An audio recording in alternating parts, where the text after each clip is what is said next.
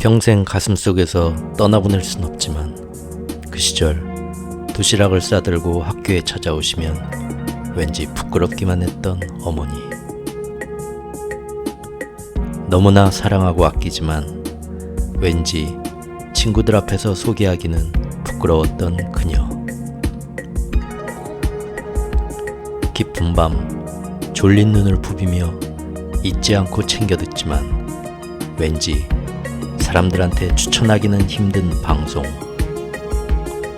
안녕하세요. 최후옥의 경제 이야기입니다.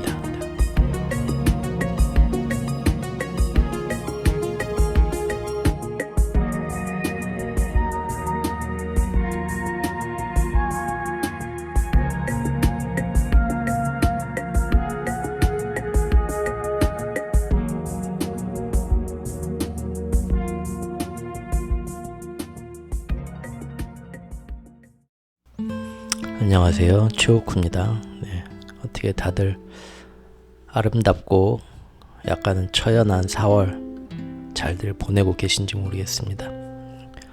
미세먼지가 심하니까 호흡기 건강들 조심하시고요. 네, 오늘은 좀 어떻게 보면 제일 심각한 얘기를 좀 해보려고 합니다.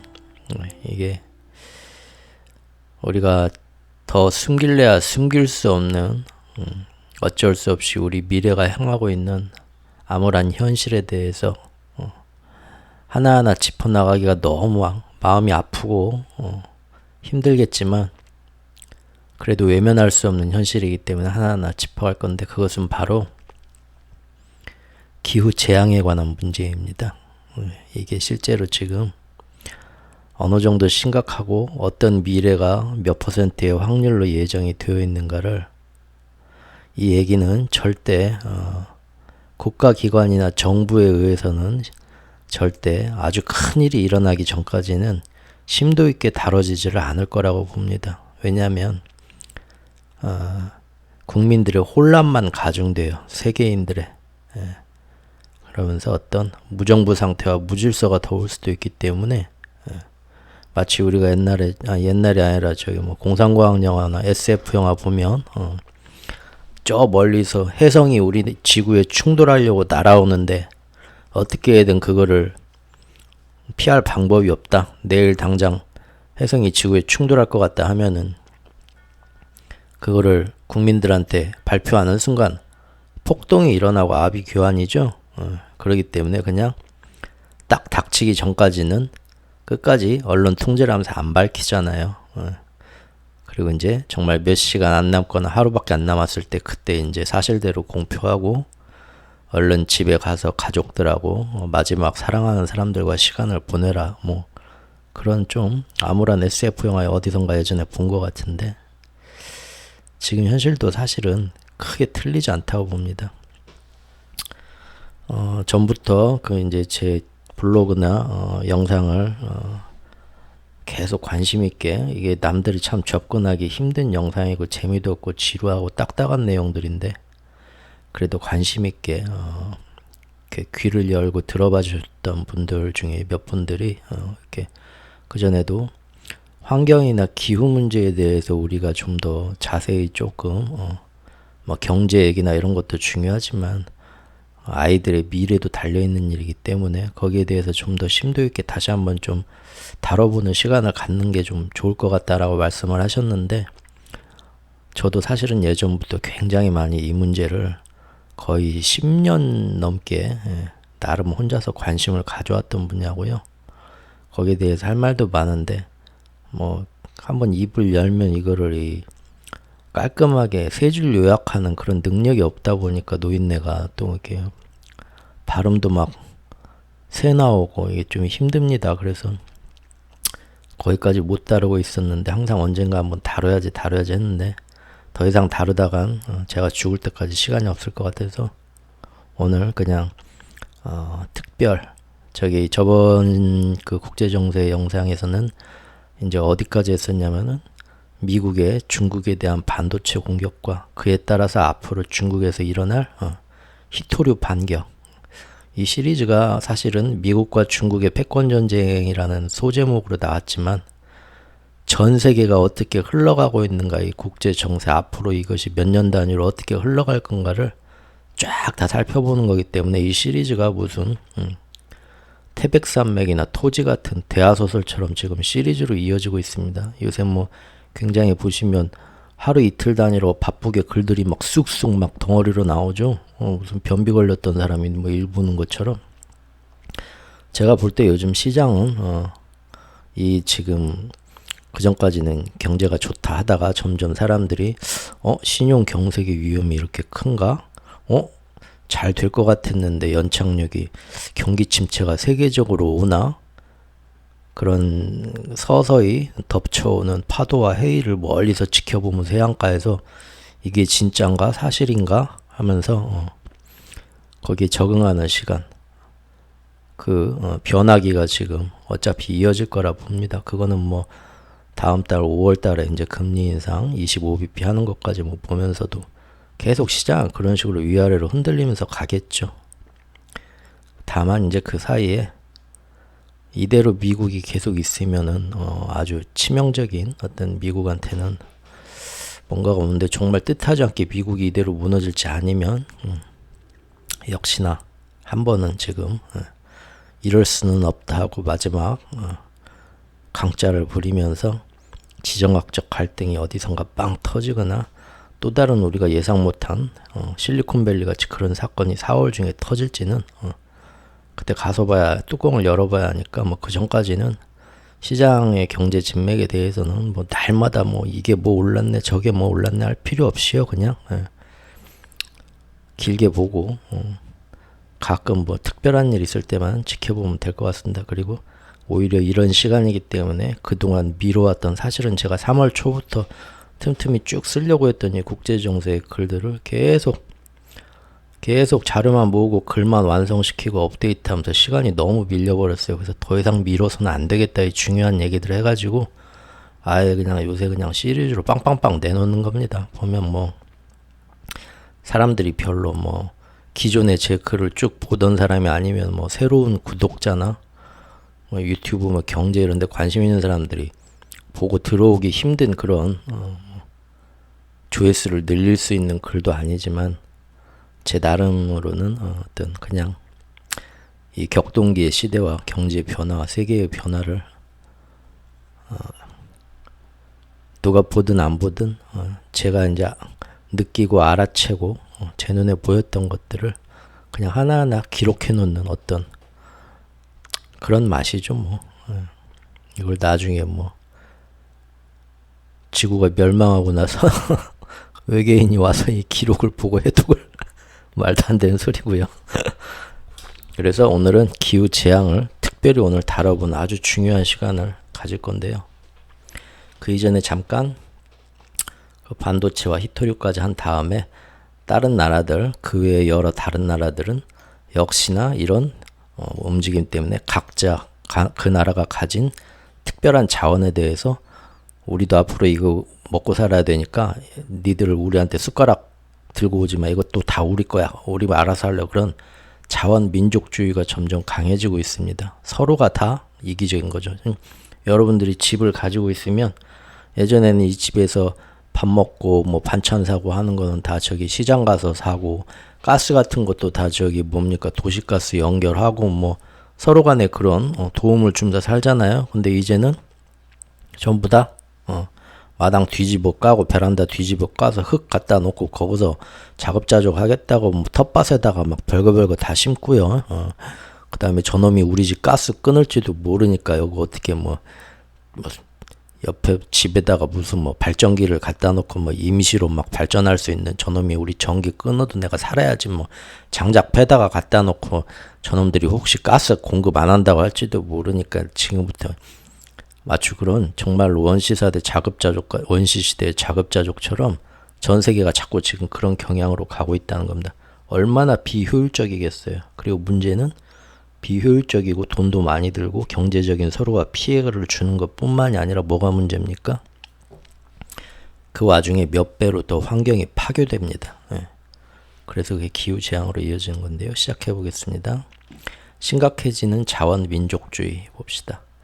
진영 논리에 따른 자원과 경제의 디커플링 현상은 우리가 코로나 발발 초기 때에 그 전 세계적으로 바이러스 때문에 인적 물적 교류가 뚝 끊겨가지고 이것 때문에 공급망이 경색돼서 경제가 힘들다 했었는데, 그때의 그 코로나 때 일었던 공급망 경생이 이제는 코로나가 극복이 된다 하더라도 이런 진영 논리에 따른 자원과 경제 디커플링, 저번 시간까지 본 거죠. 그런 것 때문에 자연스럽게 공급망 경색이 될 거예요. 근데 코로나는 바이러스가 백신으로 어느 정도 극복되는 2, 3년이 지나면 회복되는 거지만, 지금 이런 진영 논리에 따른 신냉전의 자원 경제 디커플링은 이게 3년 갈까요? 아니죠. 딱 봐도 최소 10년이죠. 그래서 앞으로는 사실은 코로나가 발발했을 때부터 시대는 변한 거죠. 예.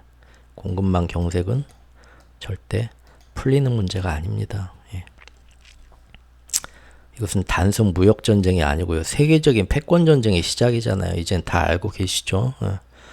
그래도 아직도 많은 사람들이 모릅니다. 실제. 예. 이게 자기 코앞에 뭔 미사일이 떨어져도 그때도 이게 세계적인 패권 전쟁 때문에 이러이러한 숨은 어떤 힘의 논리에 의해서 지금까지 이런 식으로 드라이브 돼서 우리한테 이런 피해가 왔구나라고 미사일이 머리 꼭대기에 떨어지는 순간까지도 아는 사람은 10명 중에 1명일 거예요. 나머지 분들은 끝까지 누구 때문에 우리나라 같으면 저기 그 윤석열과 줄리 때문에, 아니면은 저기 이재명, 찌재명 때문에 서로 언론이 만들어 놓은 프레임 속에서 모두 이렇게 남 탓을 하게 되는 그런 진영 논리에서 이게 다 누구 때문이다라고 비난만 하면서 시간을 보낼 수도 있겠죠. 그 사이에 같이 다 망하는 건데요. 그걸 좀 알고 우리가 빨리 좀 크게 봐야 될 텐데요. 자, 보면은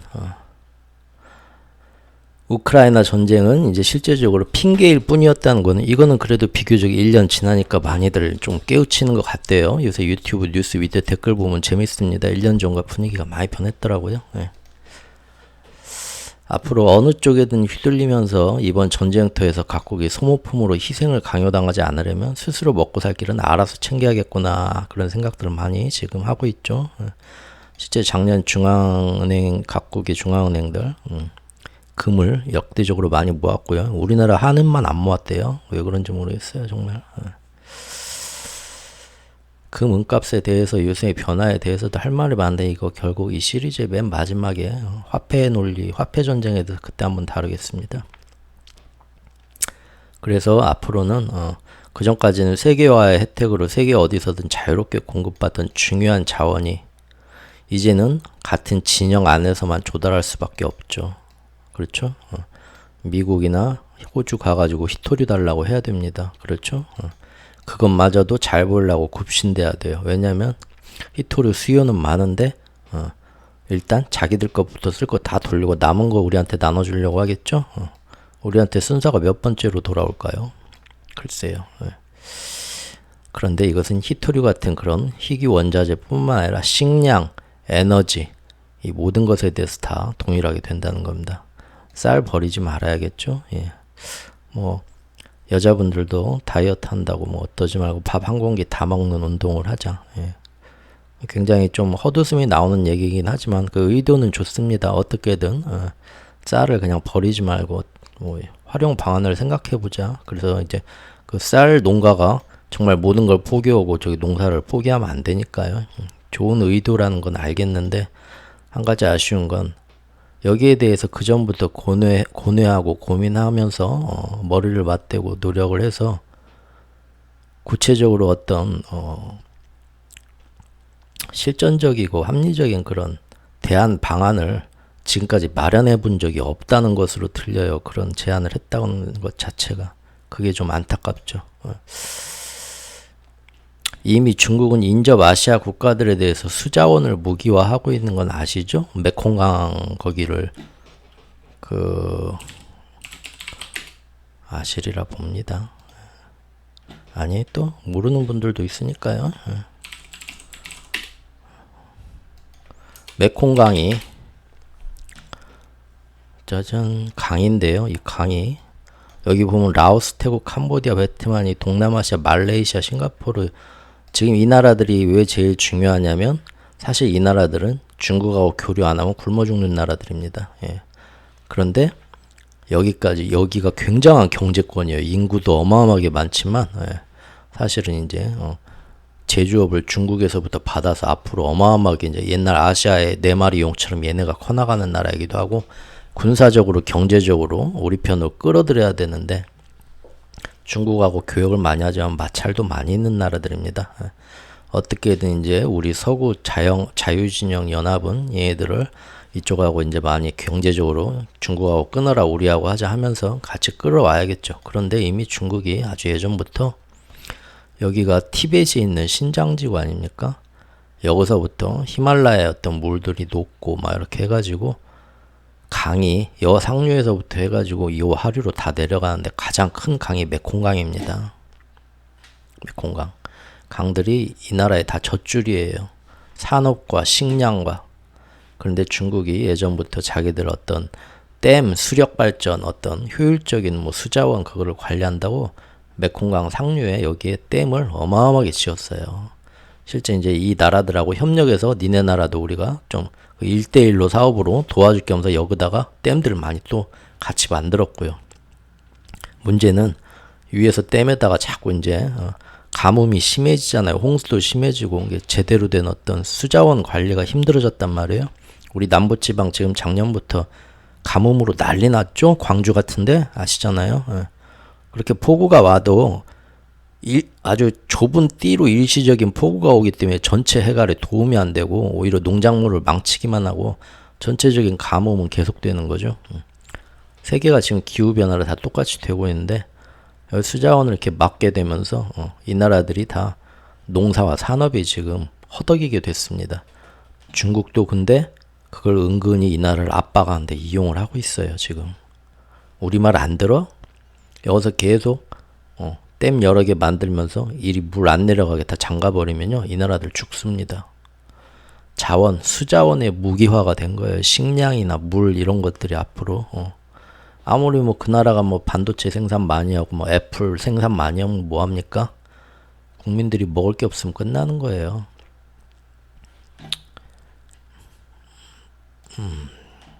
그렇다는 겁니다. 자, 유럽은 어떻게 되나 볼까요? 유럽도 사실 그렇게 뭐 자원이 그렇게 많은 편은 아니죠. 보면은 특히 유럽은 금년 21세기 들어와서 자원 생산량이 예전 20세기 배 3분의 1이 줄어들었대요. 아시아나 이런 데서는 생산량이 2배로 막 늘어났는데 왜 그런가 봤더니 지들은 이제 깨끗하게 살겠다고 채굴 같은 거 전혀 안 하고 환경 이렇게 어지럽히고 더러워지는 거는 저기 제조업 열심히 하면 니네 아시아들 나라나 해라. 우리는 이제 그런 거 안 하고 깨끗하게 살겠다. 그러면은 나머지 이제 아시아에서 생산한 이런 자원으로 만들어진 제품을 자기들은 수입하는데 거기다가 야 지구가 다 같이 살려면 환경을 생각해야지. 니네 이거 채굴을 하고 만들고 할 때 탄소 얼마나 배출했어 지구에? 그만큼이나 이 못된 놈들이네. 니네 안 되겠어. 탄소세 먹여. 관세 먹이는 거죠. 세금을 먹이는 겁니다.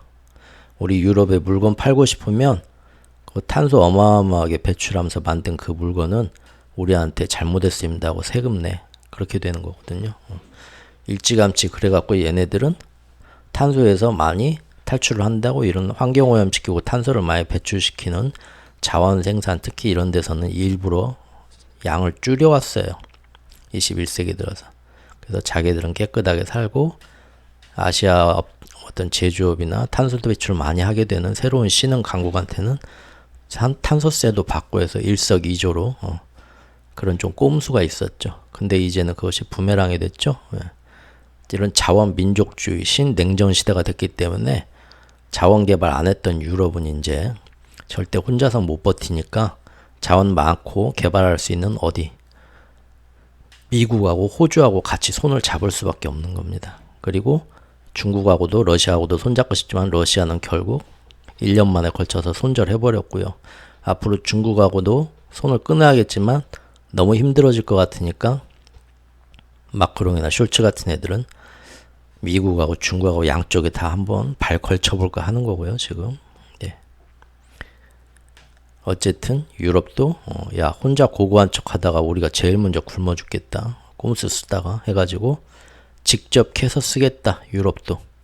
히토리 같은 거 너무 더럽고 환경오염 심해서 일부러 우리는 매장 조사도 안 하는데 이번에 얼마나 매장돼 있나 조사 다 하고 우리도 그거 직접 캐서 쓰겠다. 양은 얼마 안 되지만 그랬더니 뭐 양이 얼마 안 되는 것도 뭐 그것도 뭐 문제가 아니라 유럽은 워낙 이런 환경 규제를 그동안 강하게 해가지고 그런 광산을 하나 만들어서 채굴 하겠다 하면 허가 받고 뭐 하고 하는 데까지 15년이 걸린답니다. 이런 아유.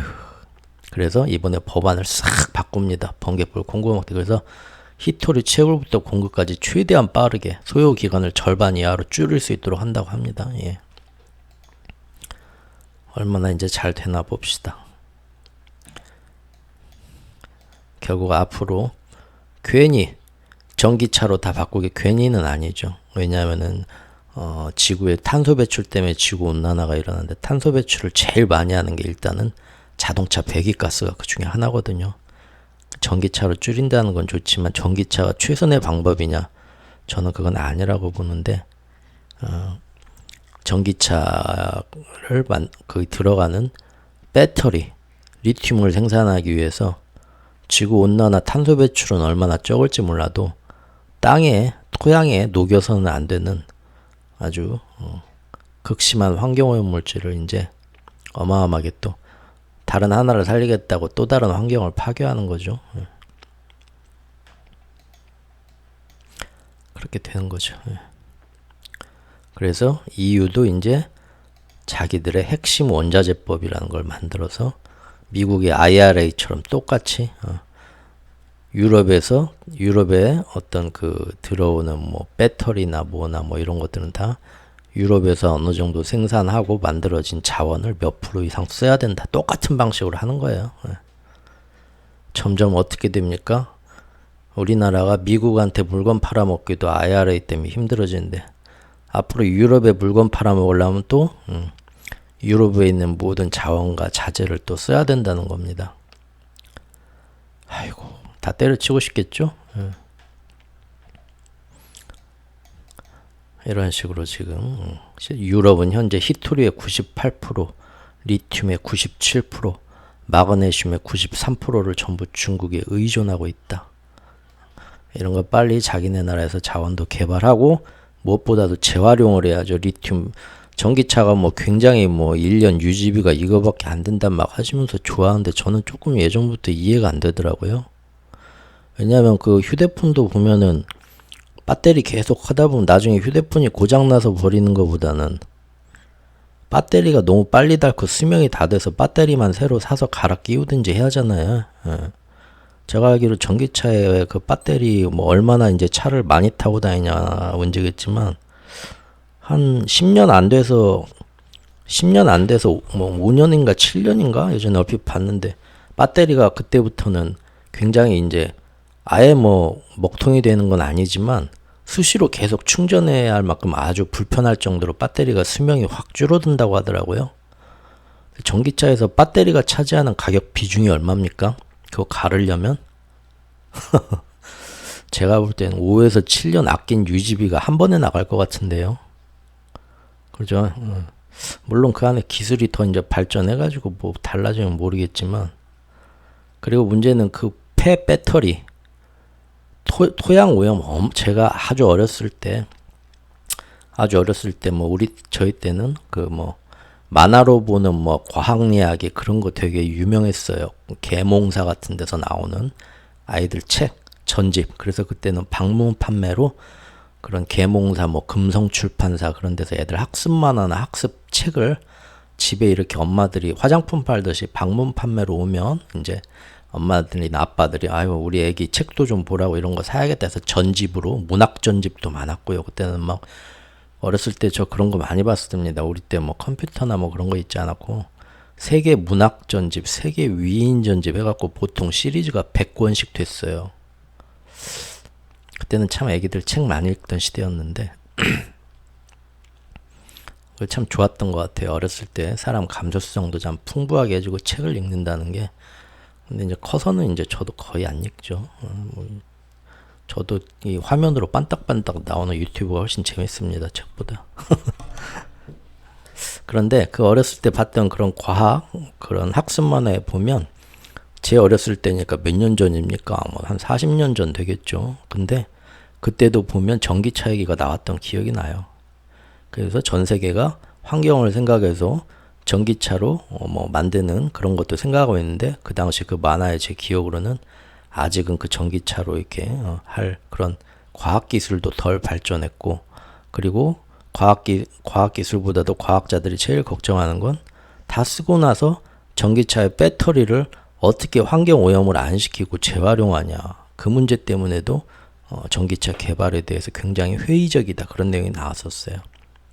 건전지하고 똑같잖아요. 우리 건전지 그냥 땅에다 버리면 큰일 나잖아요. 땅속에 그 건전지 안에 있는 그 내용이 녹아나와서 토양에 막 엄청난 극심한 오염이 되죠. 그래서 지금 그 동사무소에 배터리 저기 건전지 모아갖고 동사무소에 갖다 주면 뭐 선물 주는 거 알고 계시나요? 저 예전에 그걸 몇 년 동안 열심히 집에 모아갖고 100개 이상 해가지고 저기 뭐 한 주먹 들고 와가지고 동사무소에 가서 재활용 화장지 잘했다고 받아오고 그랬습니다. 사진은 안 찍어주대요. 우리 뭐 깨끗한 시민상에서 동장님하고 같이 기념사진 하나 찍을 줄 알았더니 100개 가지고는 안 됐나 봐요. 그랬는데 전기차 배터리도 마찬가지죠. 지금은 다행히 폐 배터리를 다시 재활용하는 기술들이 상당히 많이 지금 나오고 있다고는 합니다. 예. 어쨌든요. 유럽은 그래서 계속해서 자원 강국인 미국과 협력할 수밖에 없죠. 예. 그래서 IRA를 놓고 미국과 유럽이 지금 갈등하고 있지만 아직도 그 갈등은 끝나지 않았죠. 이번에 개정안이 나오긴 했지만 역시 다 미국 위주니까요. 그런다 해도 이런 희귀 원자재나 특정 자원에 대해서는 서로가 협력할 수밖에 없습니다. 이런 식으로 된다는 거고요. 일본도요. 일본도 땅은 넓은 편이지만 천연자원 그런 거 굉장히 없죠. 이 나라도. 그래서 일본하고도 미국이 이렇게 손 벌려주면서 우리가 같이 핵심 광물 클럽을 만들자. 일본, 유럽, 영국, 미국 해가지고 그래가지고 서로 이런 특정 자원에 대해서 서로 간의 공급망을 안정시키자. 중국이 우리한테서 디커플링 되고 배제되도록. 그리고 뭐 중국하고 친한 남미나 아프리카 등지에서 우리한테 자원 협박 못하도록 우리끼리 한번 지금까지 공급망 체인을 만들자 하는 거예요. 우리나라하고 뭐 하자는 얘기 잘 안 꺼내대요. 근데 참 일본한테는 얼마나 잘해주냐면요. 미국 내 유일한 히토류 생산업체 지금 하나 있다고 했죠. 거기에서 일본 기업한테 직접 히토류를 다이렉트로 공급해주겠다고 계약 내용을 이미 체결을 했습니다. 이게 금년 2월달 기사네요. 이렇게 일본 편의를 잘 봐주는데 왜 이렇게 일본 편의를 잘 봐주고 일본은 그 대가로 뭘 했고 그리고 미국한테서 어떤 선물을 받아서 어떤 일이 진행될 거다 하는 거 작년 4월부터 제가 여러 차례 했고요. 거의 뭐 3개월, 6개월 뒤에 그대로 진행이 돼서 다 들어맞았죠. 그래서 설마 그러겠어 했지만 작년 말에 우려했던 위안부 문제, 강제징용 문제, 일본이 하고 싶은 대로 다 휘둘려 갈 거다. 미국은 그거를 잘했다고 하고 뒤에서 지지해 줄 거다 했는데 이게 석 달 만에 그렇게 돼버렸죠. 금년 들어와서 지금 기시다가 다 불러가지고 윤석열 불러가지고 이렇게 할 거다. 사실 뭐 대의를 생각해서 우리가 따라가는 게 아니라 국제 관계가 지금 안 따라가고 우리가 버틸 수 없을 정도로 지금 너무 그렇게 돼버렸어요. 힘 있는 애들 싫고 더러워도 따라갈 수밖에 없는 그게 너무 안타까운 거죠 지금. 예. 어쨌든요. 예. 이렇게 일본한테는 앞으로 히토리 갖고 힘들면 말해. 니네는 제일 먼저 챙겨줄게. 우리도 좀 가가지고 챙겨달라고 얘기를 한 걸로 알고 있어요. 대답을 지금 해줬나 모르겠네.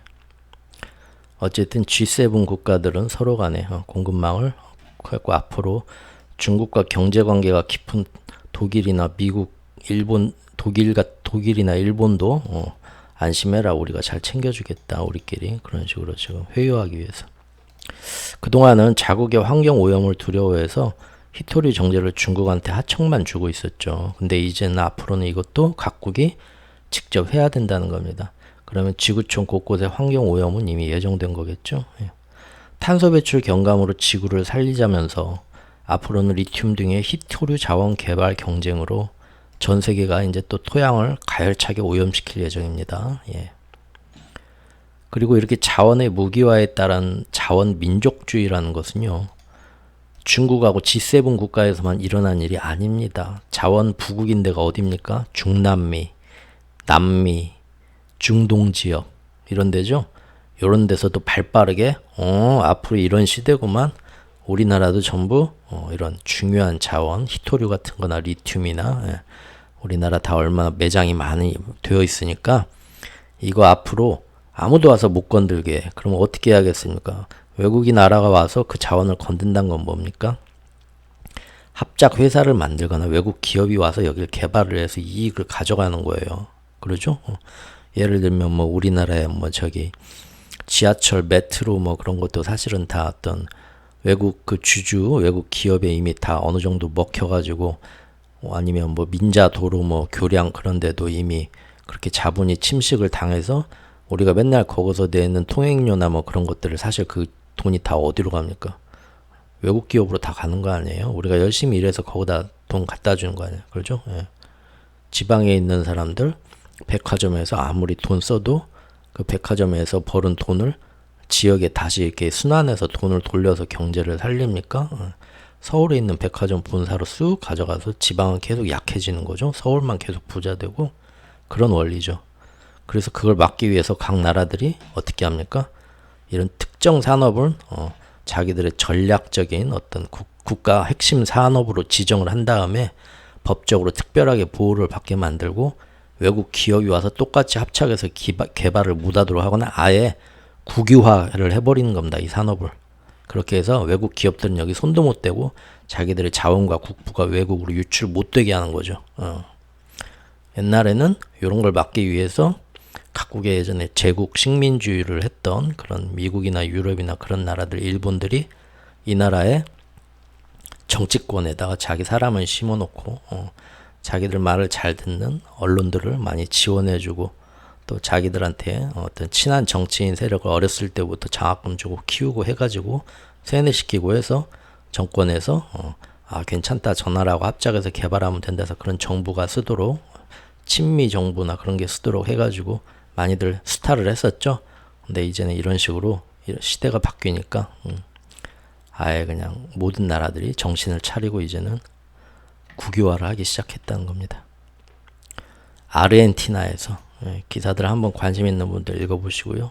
아르헨티나, 칠레, 볼리비아, 남미의 리튬 삼각지대라고 하면서 전 세계 리튬의 55% 절반 이상을 차지하고 있습니다. 또 멕시코에서도 자기들의 리튬 탐사 채굴 등을 정부만이 독점하겠다. 그러면서 서로 이런 리튬을 많이 가진 나라들끼리 우리끼리 리튬 연합체를 만들자. 산유국끼리 오펙을 만들듯이. 그래서 자기들끼리 단합해서 수요와 공급, 가격까지 조정하면서 힘을 발휘해보자. 그런 움직임들이 사방에서 일어나고 있습니다. 난리죠, 난리 앞으로. 미국하고 철천지 원수인 이란. 요새 뭐 뉴스 보신 분들 아시겠지만 어제 오늘 최신 뉴스는 그거죠. 그 미국이 우리나라를 감청하고 있었다. 우크라이나 무기 지원에 대해서 기밀 문서가 유출됐죠. 그런 뉴스 보시면 최우크가 작년부터 전쟁 얘기하면서 이러저런 얘기, 의심병이 많아 했는데 의심병 아니죠. 오히려 제가 의심을 아주 유하게 한 겁니다. 극단적으로 안 하고 사정 봐주면서 모든 그 전쟁을 자기들의 어떤 경제 이권과 기축통화 패권을 이어가기 위한 가장 그 노림수로 보면서 이용해 먹기 위해서 전 세계가 이 전쟁에 더 인도주의적인 그런 감정적인 그런 거에 휘말리면서 앞으로 계속 우크라이나에 계속 지원 협상 테이블로 양쪽을 압박해서 이끌어내는 게 아니라 양쪽을 너 이만큼 땅 내줘, 너는 이만큼 땅 다 먹지 말고 이만큼만 받아 하면서 어떻게든 여기서 휴전에 압박하는 게 아니라 전 세계가 아주 도와주는 거죠. 이 싸움은 언제까지? 러시아가 우크라이나에서 먹은 땅 다 내뱉을 때까지 하면서 계속 전쟁 물자 지원해주고 다른 나라들이 정말 미국 말을 잘 따라오는 거 어떤가 보려고 감청까지 다 하고 그러잖아요. 그런데 그 와중에 또 요새 뉴스 뭐 보셨나요? 예전에 제가 금년에 이제 사람들 잘 생각 못하는데 터질 때는 중동이 가능성이 크다 그랬잖아요. 예. 왜냐하면 사우디와 중동에 중국하고 연합해서 앞으로 중국의 숨통, 수출, 프로젝트, 산업, 그 다음에 거기다 위안화 결제하는 통화권까지 해서 아무리 미국이 중국을 압박해도 중국의 숨통을 가장 크게 틔워주고 도움을 줄 쪽이 그쪽이기 때문에 그 꼴을 미국이 볼 수가 있겠냐. 중동에서 한번 불장난 일어나면 우크라이나처럼 참 좋을 것이다 라고 했는데 이스라엘의 극우 총리 네타냐후가 많이 똥볼을 찼죠 지금. 그 국가 안에서도 잘못하면 실각될 정도로. 근데 역시나 네타냐후가 국민들이 하도 반발하니까 살짝 한 발 뒤로 물러서면서 다시 또 그 주변국 팔레스타인 가자지구부터 해가지고 주변국하고 트러블을 만들었죠. 내부에서 서로 간에 정치권을 공격하면서 국민들이 반항하는 것 같다 하면은 외부의 적으로 눈길을 돌리는 건 아주 고전적인 방법이죠. 어디 나라나 다 똑같습니다. 적성국이나 뭐 간첩 사건이나 뭐 군사적 항쟁으로 몰고 가는 거죠. 그래서 지금 보면은 요새 시리아하고 그 위에 있는 그 레바논하고 거기에 또 막 로켓포 날리고 전투기 날라가고 거의 일촉즉발의 상황이 지금 어제 오늘 사이 되고 있죠. 거기에 이제 결국은 뒤를 때리려는 게 누굽니까? 시리아 레바논 뒤에 있는 저기 이란이죠. 이란하고 한판 저기 이스라엘하고 미국하고 붙고 싶다는 거 자꾸 지금 건드리는 거거든요. 그런데 그래야 이제 지금 이란하고 사우디를 화해시킨 그 꼴도 지금 저기 보기 싫었는데 뭐 어떻게든 뭐 건들려고 하는 것 같은데 이게 일이 어떻게 될지는 아직 잘 모르겠습니다. 그런데 그 이란에도 굉장히 이란은 그동안에 경제 제재하고 내부에서도 반정부 시위에서 굉장히 지금 힘든 나라긴 하죠. 석유를 많이 수출해서 먹고 살아야 되는데 그것도 뭐 미국이 많이 압박을 하고 있고요. 그런데 또 이란에서 잭팟이 터집니다. 칠레에 이어서 세계에서 두 번째로 큰 리튬 매장을 발견을 해요. 참나. 그래서 현재 리튬의 주요 생산국은 호주, 칠레, 아르헨티나, 중국 등인데 이란도 이제 이거를 당장 개발은 안 되겠죠. 근데 앞으로 열심히 노력하고 뭐 자원 받아서 뭐 중국에서 또 뭐 지원 받고 해서 개발하고 뭐 하면은 여기도 이제 자원 강국이 될 수 있다는 거죠. 이미 뭐 이란 석유도 많은데 아니 땅은 그렇게 황폐해 보이는데 그 땅 밑에 묻힌 게 참 많네요. 네. 이렇게 멕시코가 리튬 국유화를 하고 그 다음에 이 아까 아시아에서는 또 어떤 자원 강국이 어딥니까? 아까 여기 밑에 봤지만 이런 데죠. 섬나라, 인도네시아 뭐 이런 데도 상당히 자원 강국입니다. 이쪽 아시아도. 우리만 없어, 우리만. 그래서 인도네시아에서는 니켈 원광, 보크사이트, 구리, 주석 이런 것들도 굉장히 산업에 중요한 건데 이런 것도 앞으로 수출을 함부로 하지 않고 다 통제하겠다. 이미 연내 계획을 다 세웠어요. 볼리비아도 리튬 국유화했고 아이고 뭐 전 세계가 다 같이 지금 나섰다는 거죠. 예. 이런 것들이 경제를 굉장히 팍팍하게 만들겠죠, 앞으로. 네. 보십시오. 자원 민족주의 각축전에서 멕시코, 인도네시아, 중국, 러시아 등이 히토류, 리튬, 니켈 뭐 등등 해가지고 천연가스, 원유 다 이제 수출 제한을 하고 자기들 나라만 살겠다 하고 자기들하고 친한 나라끼리만 주겠다 하고 예. 자원 없이 그거 받아다가 중간 부품 만들어서 역으로 다시 수출하면서 먹고 사는 우리나라 같은 나라는 이제 우리나라가 분식집을 하는데 들어오는 쌀이나 반찬이나 밀가루나 이런 것들이 공급이 원활하지 않으면 어떻게 물건을 분식을 만들어 장사를 하겠어요. 그러죠? 부럽다는 겁니다. 자원 강국이 왜 우리는 없을까요? 패권 다툼에 신냉전이 부활하고 세계적인 경제 디커플링이 진행되면서 이런 식으로 자원 민족주의가 판을 치게 되면 우크라이나 전쟁과 상관없이 계속해서 에너지 역시도 무기화가 돼서 높은 가격을 유지하게 되겠죠. 어떤 일이 생길지 모르니까요. 이런 상황에서 앞으로 서로가 경제 디커플링 되고 자원 민족주의니까. 그러니까 각자의 에너지도 이제는 알아서 챙겨 놓아야 되겠죠. 미국 보십시오. 결국 예전에는 환경 때문에 개발 안 하겠다 했던 알래스카 유전 개발을 추진키로 결정받습니다. 계속 언제 또 고유가가 되고 앞으로 오펙이나 그런 나라에서 오펙이 또 사우디 연합이 또 미국하고 또 반항하면서 지들끼리 유가 가지고 왔다 갔다 장난칠지 모르니까 예전에는 환경 오염이나 어떤 친환경 에너지로 정책하면서 탄소 배출을 최소화하기 위해서 더 이상 개발 안 하겠다 했던 석유 자원을 유전 개발을 혹시 뭔 일 있을지 모르니까 다시 해야겠다 하고 지금 개발하기로 했다는 거예요. 이게 무슨 탄소 저탄소 배출, 탄소 경감으로 가는 겁니까? 다시 예전으로 회귀하는 거 아닙니까? 이거 보십시오. 중국은 전 세계에서 지금 인도와 더불어 가장 많은 탄소를 배출하고 있는데 지구 환경을 생각해서 산업적으로 탄소를 적게 배출하면서 저탄소 산업으로 전환하는 거에 몇 개년 국가 경제계획에서 지금 열심히 잘 실천은 하고 있어요.